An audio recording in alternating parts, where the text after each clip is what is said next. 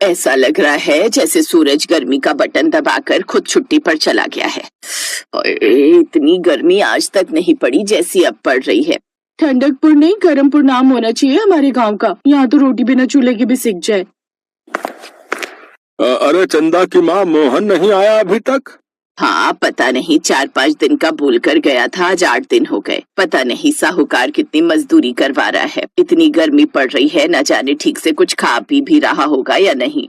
गर्मी की वजह से ठंडकपुर गांव में सभी परेशान थे। जानकी का परिवार गरीब था। मोहन मजदूरी का काम करता था। उसी सिलसिले में वो पिछले 8 दिन से ढोलकपुर गांव के साहूकार के पास काम कर रहा था। वहीं एक बूढ़े मजदूर से मोहन की बातचीत शुरू हो गई। बूढ़े मजदूर की एक दिन तबीयत खराब थी। मोहन ने अपने साथ साथ उस मजदूर का भी काम कर दिया। ये देखकर मजदूर की आंखों में आंसू आ गए। अगले कुछ दिनों तक मोहन दीनू नाम के उस मजदूर के हिस्से का काम करता रहा।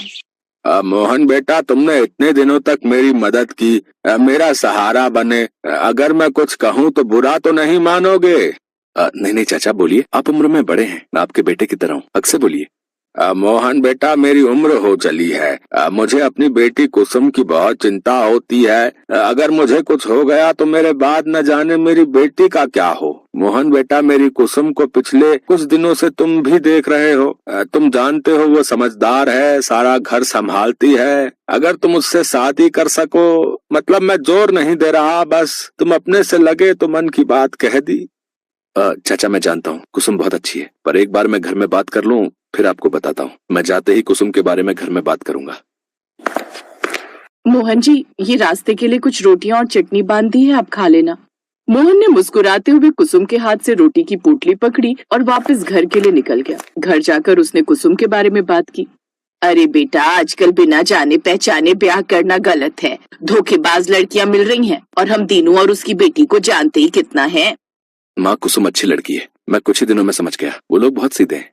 एक बार मिलाते हैं, देखने में बुराई ही क्या है। और कौन सा हम ज्यादा पैसे वाले हैं जो बड़े घर की बेटी का सपना देखें। लड़की अच्छी हो तो किसी भी घर को स्वर्ग बना देती है। क्या पता कुसुम भी इस घर के लिए लक्ष्मी बनकर आए।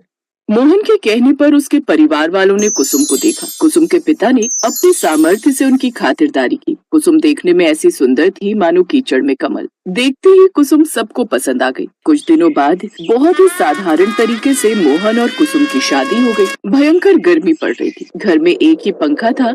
अब मोहन की शादी हुई तो जिस कमरे में पंखा था वो जानकी ने मोहन और बहू को दे दिया। खुद वो पति और बेटी के साथ आंगन में सोने लगी। अब बेटी चंदा को रात में बहुत गर्मी लगती।